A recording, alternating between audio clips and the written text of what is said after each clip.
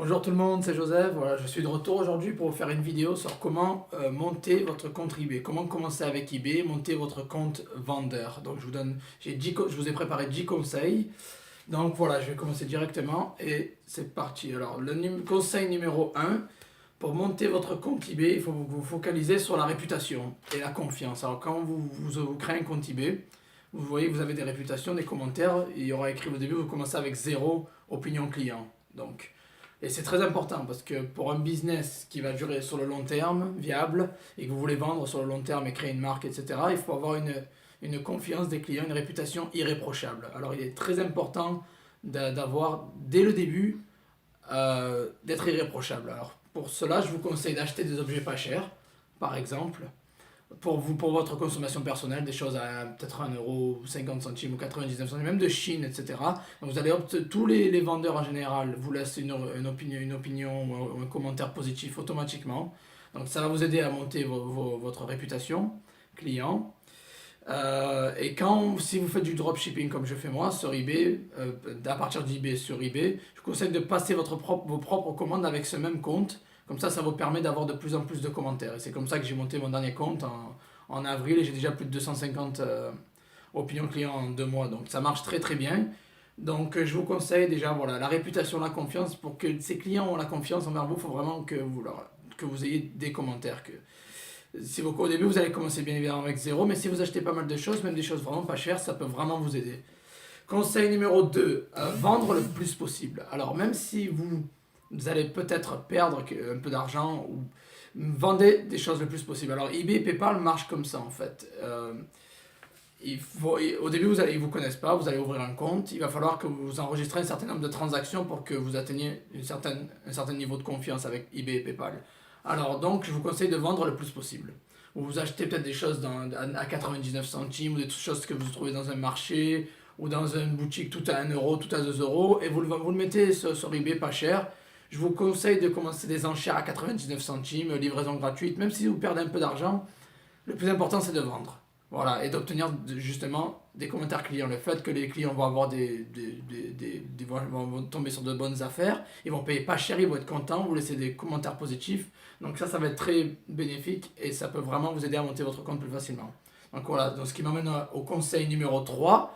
N'ayez pas peur de perdre au début un peu d'argent pour monter et grandir votre compte plus facilement et plus rapidement, quoi. Voilà, parce que ce qui est très important, c'est avec eBay et PayPal. Donc ça marche, c'est un peu une confiance mutuelle. Vous commencez un compte, vous êtes nouveau, c'est très logique. Ils ont été arnaqués plusieurs fois, ils ont perdu pas mal d'argent avec des personnes qui vendent et qui achètent jamais, qui envoient jamais les objets aux clients. Donc le plus important, c'est que vous vous focalisez sur donc la vente le plus possible. Vendez, même si vous perdez 1 2 euros, c'est pas grave pour le début, c'est important. Ça peut vous aider à vraiment augmenter votre compte beaucoup plus facilement. Donc conseil numéro 4, service client. Alors, le service client est très important, il faut que vous soyez pro. Moi, personnellement, je réponds entre 12 et 24 heures à tous mes clients. Je leur offre une solution, que ce soit un renvoi d'un objet s'il y a un problème, ou un remboursement partiel ou intégral, ça dépend. Donc, sous 24 heures que vous répondez à la personne, que vous offrez une solution, ne vous disputez pas avec un client, ça sert à rien. Au final, ils vous ont fait confiance, c'est eux qui ont le pouvoir sur vous. Bon, ils le savent, certains abusent, mais bon, en général, voilà, soyez courtois, offrez un service client professionnel, ne vous disputez pas. Si vous devez perdre 2 3 euros, c'est pas grave. Le plus important, c'est que vous ayez la satisfaction des clients et qu'ils vous laissent des revues positives au final. Voilà, parce qu'on peut faire d'une situation négative, on peut en la rendre positive, grâce au service client justement. Mais je ferai une vidéo dans le futur sur le service client entièrement. Conseil numéro 5, votre description, vos images et votre titre des annonces doivent être clairs et précis. N'émettez pas quelque chose pour vendre ou quoi que ce soit. Soyez précis le plus possible. Très clair et précis. Mais décrivez exactement ce que vous vendez. N'essayez pas de rajouter des trucs pour vendre ou quoi. Soyez clair, précis. Ne trompez pas les gens parce qu'ils vont s'en recevoir, ils vont s'en apercevoir et vous allez recevoir un commentaire négatif et au début ça peut détruire votre compte. Donc décrivez exactement l'image, des images très précises, le titre et la description, c'est super important. Conseil numéro 6. Alors, les 90 premiers jours sont cruciaux. C'est le plus important. eBay et PayPal, c'est là où ils vont vous tester le plus.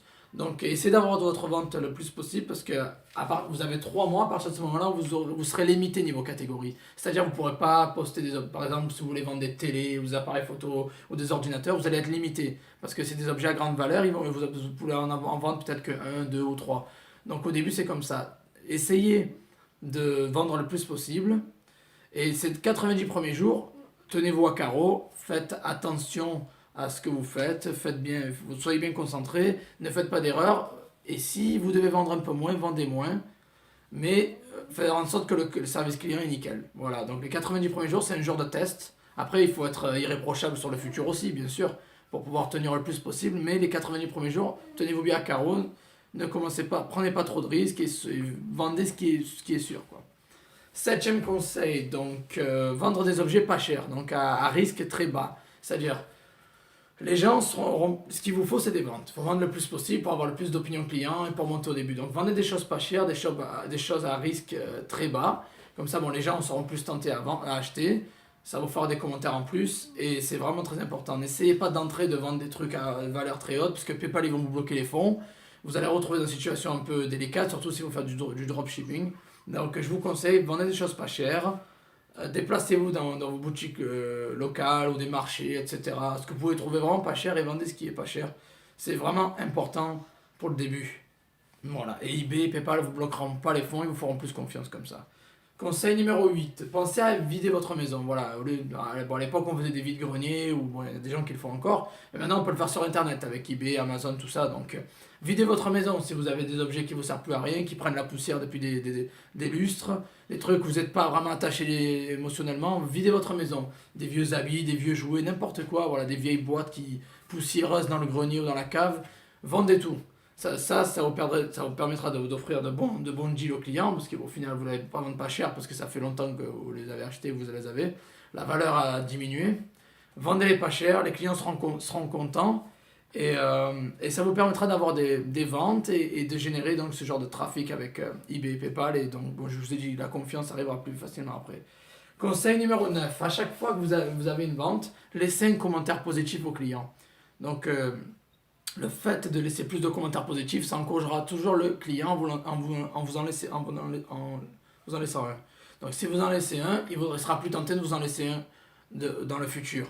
Donc laissez un commentaire, de préférence utilisez votre nom, votre marque ou une petite phrase rigolote pour que, bon, juste pour attirer l'attention, voilà, la curiosité du client. Donc vous écrivez un petit commentaire, un petit truc sympa, ça donne envie de cliquer dessus et voilà, ça peut vous faire une petite promotion, une petite publicité pour vos produits, quoi, votre boutique. Et conseil numéro 10, mettre en ligne des objets de marque, si vous pouvez, que vous pouvez trouver pas cher, pas loin de chez vous, ou n'importe où, quoi. Ou des objets à la mode, vraiment qui buzzent sur Instagram ou sur Facebook, tout ça. Donc, des objets qui sont vraiment à la mode, qui buzzent, c'est vraiment intéressant parce que les gens les cherchent et vous avez plus de chances de vendre. Surtout au début, quand vous êtes pas trop, personne ne vous connaît, vous n'avez pas trop d'expérience, il vaut mieux vendre des objets à la mode, des objets qui marchent. Donc voilà, des objets de marque, des objets qui buzzent. Voilà, donc bon, pas trop cher non plus, mais quelque chose qui se vend bien. Inspirez-vous des réseaux sociaux, d'Instagram, etc. Donc voilà, c'était mes 10 conseils. J'espère que ça vous a bien aidé. Si ça vous a bien aidé, veuillez aimer, commenter, partager et vous abonner à ma chaîne. Si vous avez des questions, écrivez-les dans les commentaires, je réponds à tout le monde, je suis assez disponible. Voilà, c'est tout pour aujourd'hui. Donc je vous souhaite une bonne journée. On se verra la prochaine fois, bientôt, quoi. Bye bye.